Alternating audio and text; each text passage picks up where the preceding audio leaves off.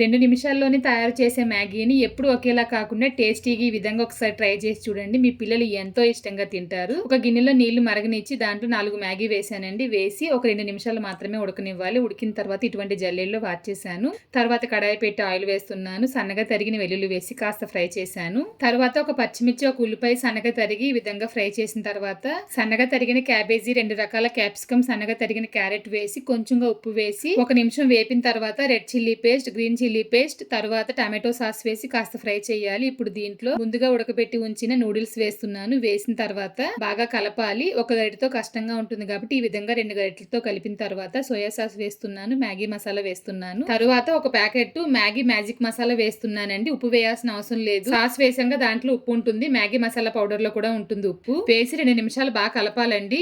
అంతేనండి, ఎంతో టేస్టీగా మ్యాగీ నూడిల్స్ తయారైపోయింది. ఒకసారి ట్రై చేసి చూడండి. ఇంకొక వీడియోలో మళ్ళీ కలుద్దాం. Thank you.